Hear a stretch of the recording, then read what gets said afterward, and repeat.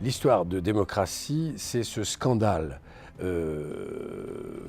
d'espionnage, on peut le dire. Willy Brandt est élu chancelier de l'Allemagne de l'Ouest et quelques mois après son élection, on apprend qu'il y a dans son entourage proche, il est quasiment son assistant personnel, son conseiller personnel, un certain Günther Guillaume qui est un espion de la Stasi. Et donc, en fonction de ça, on va obliger Willy Brandt à démissionner. Voilà. C'est un des plus grands scandales politiques du siècle qui a fait que Willy Brandt, un des plus grands hommes d'État, en a perdu le pouvoir. Donc c'est conçu comme une véritable pièce policière. C'est quand même l'homme qui a été à l'origine de la réunification des deux Allemagnes, de l'Ouest et de l'Est, et donc qui a été indirectement à l'origine de la chute, de la destruction du mur de Berlin, ce mur de la honte. Voilà. Donc c'est quelqu'un qui a été très très important. Et puis c'était quelqu'un qui était dépressif, qui était alcoolique et qui avait une forte tendance à la déviance sexuelle. À chaque étape, par exemple, de son train de propagande qui traversait l'Allemagne, à chaque étape, il fallait qu'il séduise une femme.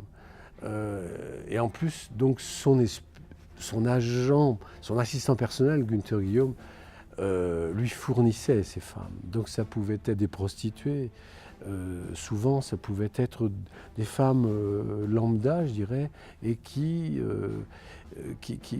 avaient absolument envie de passer quelques instants avec cet homme dont le monde entier parlait. La télévision venait de naître, on voyait son image partout, sur tous les petits écrans, et donc il arrivait avec cette espèce de, j'allais dire, de pré-image de séducteur, quoi. Avant de venir ici, on a joué dans un théâtre de 1800 places, à Louvain-la-Neuve et au festival de Spa. Et c'est vrai qu'ici, on a un rapport scène-salle, à mon avis, qui est encore meilleur, parce que ça nous permet de parler beaucoup plus facilement, sans être obligé de parler trop fort. Et ça permet un jeu très vrai, très véridique, très journalistique, comme est la pièce.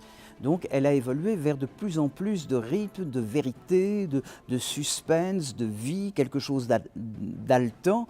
Et vous verrez à la fin, le public est quand même assez stupéfait par le contenu de cette pièce qui est en même temps et politique et policière, avec un fond, une réflexion sur la démocratie et en même temps un suspense. Le fil rouge de cette pièce, Démocratie, c'est le témoignage que les spectateurs vont avoir de la déchéance de cet homme.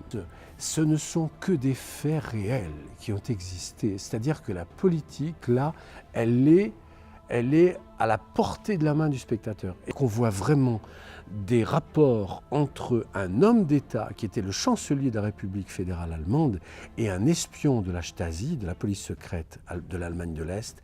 Et tout ça a été vrai. Si l'on peut donner 3 adjectifs pour qualifier cette pièce, on peut dire d'elle qu'elle est fascinante, intrigante et intelligente.